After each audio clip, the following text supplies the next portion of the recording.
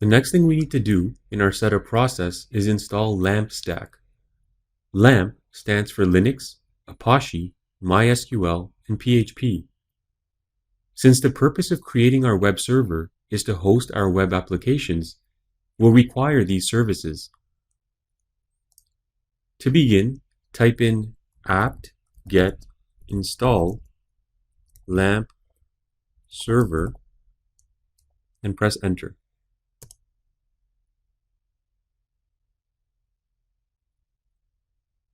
Type in Y when prompted. Here, we need to enter a password for the MySQL root user. Make sure you remember this password or store it in a safe place.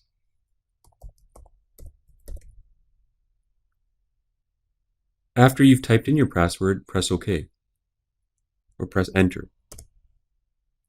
Repeat the password.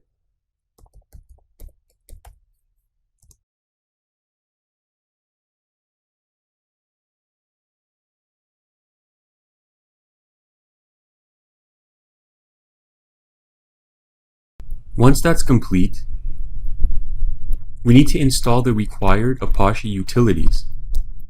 To do so, type in the following: apt-get install apache-2-utils and press enter.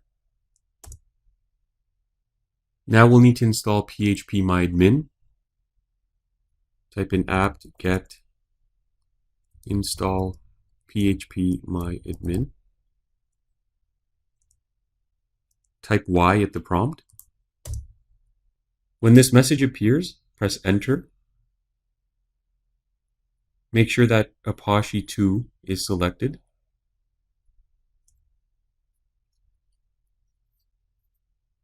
Select yes at this prompt. Type in a password for the database's administrative user. You can use the same password all the way through, just so that way you will remember it and you're not required to store so many different passwords. Here we're entering the MySQL application password for php-myadmin. And now we're just confirming the password. Next, we need to link php-myadmin to Apache 2 server. To do that, type in the following and press enter. Now we need to restart the Apache 2 service, so type in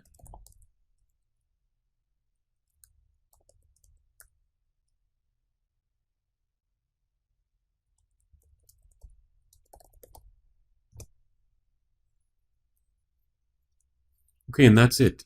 LAMP stack is now installed, and we can test to make sure our install was successful. To do so, you'll need to type your server's IP address into your web address bar. So this is my web server's IP address. I'll just copy it, and I'll paste it and enter. So you should see the default Apache page displayed. This is what it looks like. Also, test to make sure that php-myadmin works, and to do that, just type in /php-myadmin at the end of your IP address and press enter. Now for the username, type in root and type in the password you selected during the configuration. And then you should be logged in to php-myadmin. So if both those things are working, it tells you that your installation was successful.